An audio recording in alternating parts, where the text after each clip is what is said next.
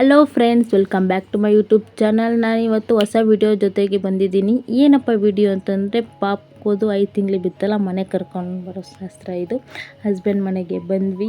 5 ತಿಂಗಳು ಮನೆ 6 ತಿಂಗಳು ಬರೋಷ್ಟೊತ್ತಿಗೆ ಮನೆ ಹೋಗಬೇಕು ಅಂತೆಲ್ಲ ಆರತಿ ಮಾಡ್ಕೊಂಡು ವೆಲ್ಕಮ್ ಮಾಡಿಕೊಂಡು ತೊಟ್ಟಿಲಿಂದ ಶಾಸ್ತ್ರ ಇತ್ತು ಎಲ್ಲ. ಅದಕ್ಕೆ ಹಸ್ಬೆಂಡ್ ತೊಟ್ಲಿಗೆ ನೋಡಿ ಪೂಜೆ ಮಾಡ್ತಾಯಿದ್ದಾರೆ. ಮತ್ತು ಎಲೆ ಹಾಕಿ ಬಾಳೆಗಿನ ಪೂಜೆ ಎಲ್ಲ ಹಾಕಿ ಒಳಗಡೆ ವೆಲ್ಕಮ್ ಮಾಡಿಕೊಂಡ್ರು.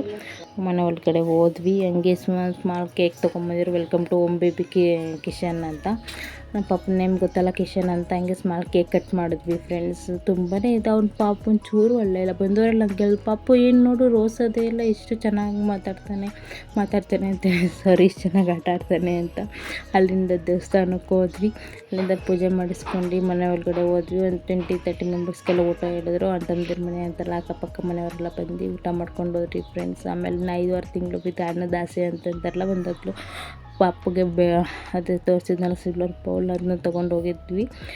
ತುಂಬಾ ಚೆನ್ನಾಗಿತ್ತು. ಇದು ನೋಡಿ, ಹಂಗೆ ಒಂದು ಫೋಟೋಸ್ ಆ್ಯಡ್ ಮಾಡ್ಕೊಂಡ್ವಿ.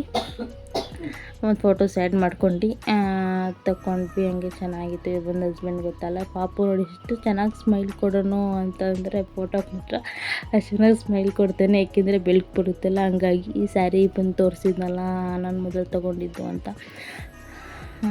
ಓಕೆ ಫ್ರೆಂಡ್ಸ್, ಈ ವಿಡಿಯೋ ಇಷ್ಟ ಆಗಿದ್ರೆ ಗೊತ್ತಲ್ಲ, ಪ್ಲೀಸ್ ಲೈಕ್ ಮಾಡಿ, ಶೇರ್ ಮಾಡಿ, ಕಮೆಂಟ್ ಮಾಡಿ, ವಿಡಿಯೋ ನೋಡಿ ಫ್ರೆಂಡ್ಸ್ ಆ್ಯಂಡ್ ಫ್ಯಾಮಿಲಿಗೆಲ್ಲ ಶೇರ್ ಮಾಡಿ. ಹಾಗಾಗಿ ಇಷ್ಟು ಚೆಂದ ಅಲ್ಲ, 5 ತಿಂಗಳು ಬಾಣತಿ ಮುಗಿಸ್ಕೊಂಡು ಹಸ್ಬೆಂಡ್ ಮನೆಗೆ ಹೋಗಿ ಬಂದು ನೆಕ್ಸ್ಟ್ ಎಲ್ಲರೂ ಹೋಗ್ಬೋದು ಅಂತ ಎಲ್ಲ ಆ್ಯಡ್ ಮಾಡ್ಕೊಂಡ್ವಿ.